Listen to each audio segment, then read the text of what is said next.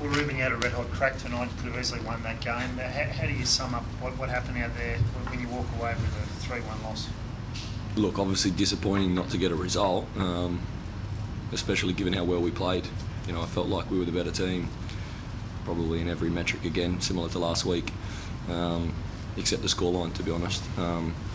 So disappointed, but some massive positives in that performance. And I think like there was a little bit of clarity this week around, obviously we're in a difficult period as a club and we know that. You know, but as a club we're also sticking together through this process, and you know, we're taking steps towards our longer term goals, even though right now, you know, we're in a bit of short term suffering and pain. So we have to embrace those hardships and keep going and keep improving.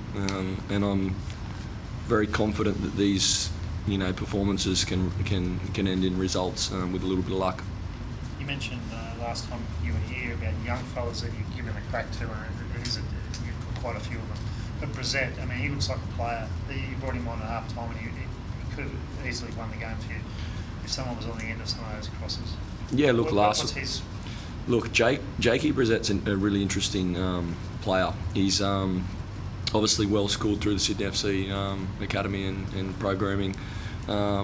He's someone that I had my eye on for a long time, and went down to watch him actually in a game, in an NPL game, to cast my eyes on him live, and he played well in that game, although, you know, had some areas that I felt like he was still a little bit behind the level of A-League.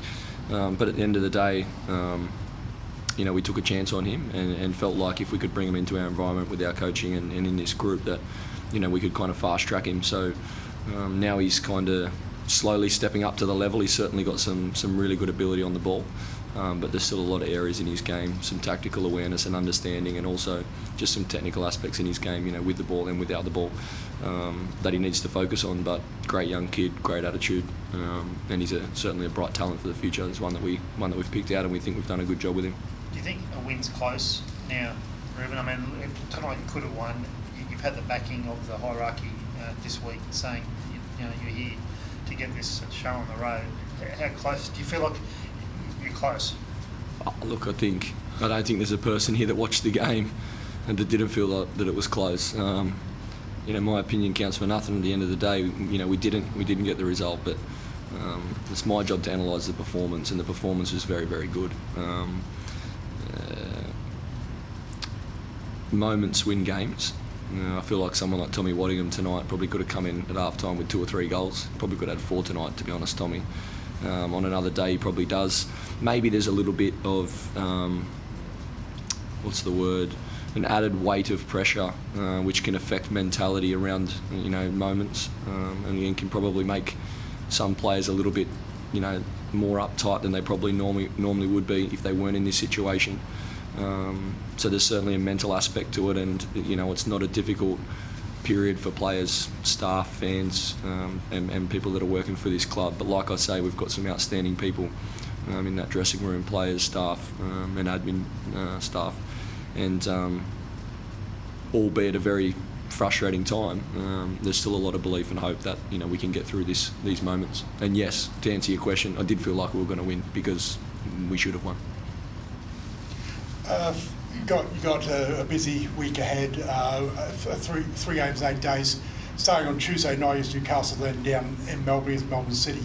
How do you sort of rotate your squad as far as sort of getting the freshness out of the team with the compressed schedule, especially with sort of key missing players, and also as well, I believe he will probably miss Tuesday night due through suspension?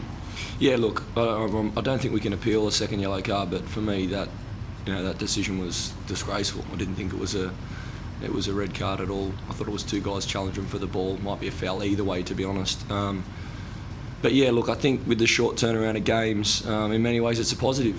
I'm actually excited for Tuesday's game. Off the back of that performance, I feel like we aren't very far away.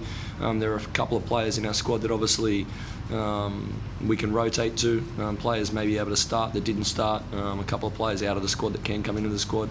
You know, we've got a plan, as always, for these quick turnarounds. So, you know, hopefully we can get on the front foot again like we were tonight. Hopefully we can take the game to the opposition like we did tonight. Hopefully we can create that many final third entries and shots on goal like we did tonight. and hopefully we can take some of those opportunities when those big moments present themselves. Is it frustrating? It's three matches now where you've been probably the better side. Is it frustrating that win seems to be so close rather than getting beaten pretty badly every week? Yeah, look, it's frustrating. It depends how you look at it. I keep saying, I probably sound like a broken record, but you guys keep asking the same questions, so I'll keep answering them. I think context is key. I didn't come to the club in great circumstances, if I'm honest. I think the club had lost 7 of the last 8 games. I say it every single time I'm talking about context. So the club was in a difficult period. We were able to turn results around in a short term towards the end of last season. I felt like we really turned the corner and started playing some really good football. Unfortunately for us, about halfway through recruitment, we've been docked nearly $1.6 million. And so with that comes a deficit in the cattle that you can put out on the pitch. I think that plays a big part because, like you just said, the last 3 weeks, we've probably been the better team. We have been the better team in every single metric. You can measure the game on bar the scoreline. And I'm finishing the game with a young Jacob Brissett, a Tommy Waddingham, 19 years old, leading the line, and an Adams Marino, and a Raphael Struick, and we're chasing games with some great young players that have massive futures and ceilings in the game. But there's a lot of pressure to shoulder there. And maybe we're a little bit short in a few areas, which is why we stay very focused on the longer term prospects for this club, and that is to transition through this tough period. Sometimes you have to suffer as a club and you have to face the reality of the situation that you're in and the context that you dealt with, and stay very resolute with your beliefs and your processes and get through that, and that's what we intend to do. You mentioned the mental pressure and how that can kind of lead to, in those key moments, things go not the way you would like.